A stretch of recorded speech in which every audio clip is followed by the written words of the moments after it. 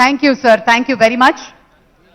Ladies and gentlemen, we are honored to have Srimati Shanti Kumari ji, IAS Chief Secretary to Government, to deliver the inaugural address. Please, a huge round of applause. గౌరవనీయులు ముఖ్యమంత్రి వర్యులు శ్రీ రేవంత్ రెడ్డి గారు, గౌరవనీయులు గౌరవ మంత్రివర్యులు, గౌరవ శాసన మండలి శాసనసభ సభ్యులు, అన్ని జిల్లాల నుండి వచ్చిన ప్రజాప్రతినిధులు, అన్ని జిల్లాల నుండి వచ్చిన పోలీస్ రిక్రూట్మెంట్ బోర్డు ద్వారా ఎంపికైన అభ్యర్థులు, నా తోటి అధికారులు, మీడియా మిత్రులు అందరికీ నా నమస్కారం. స్వాగతం, సుస్వాగతం. ఈరోజు ఎంతో సంతోషకరమైన రోజు.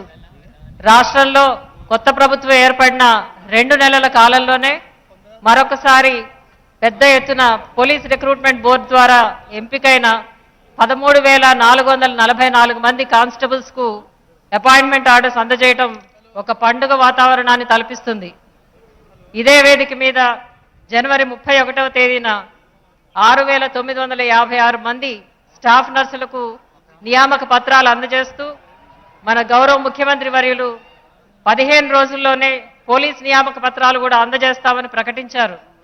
అన్నమాట ప్రకారం 15 రోజుల్లో 13,444 మంది నిరుద్యోగ యువతి యువకులకు ఈరోజు అపాయింట్మెంట్ ఆర్డర్స్ అందజేయడం ఎంతో సంతోషకరం. మరి కొద్ది గంటల్లో అంటే రేపు 15వ తేదీన మరొక విడత రెసిడెన్షియల్ స్కూల్ టీచర్లు మరియు లైబ్రేరియన్ల నియామక పత్రాలు అందించే కార్యక్రమం కూడా ఉంటుందని తెలియజేయడానికి ఎంతో సంతోషిస్తున్నాను. రాష్ట్రంలో నూతన ప్రభుత్వం ఏర్పడిన కొద్ది రోజుల్లోనే వరుసగా స్టాఫ్ నర్సులు, సింగరేణిలో ఉద్యోగాలు, నేడు పోలీస్ కానిస్టేబుల్స్, రేపు టీచర్సు, లైబ్రేరియన్ల నియామక పత్రాలతో రాష్ట్రంలో నిరుద్యోగ సోదరీమణులందరికీ భవిష్యత్ పట్ల ఒక విశ్వాసం, ప్రభుత్వం చేపట్టిన నియామక ప్రక్రియ పట్ల గొప్ప నమ్మకాన్ని కలిగిస్తుందంటల్లో సందేహం లేదు. ఈ సందర్భంగా ఒక మాట చెప్పాలి. ఏప్రిల్ 22లో ఈ రిక్రూట్మెంట్ నోటిఫికేషన్ వెలువడింది మొదలు ఎన్నో సవాళ్లు, కోర్టు కేసులు ఎదుర్కోవాల్సి వచ్చింది. అయితే రాష్ట్ర ప్రభుత్వం స్థిర నిశ్చయంతో సుప్రీంకోర్టు వరకు వెళ్లి న్యాయపరమైన అడ్డంకులన్నీ తొలగించి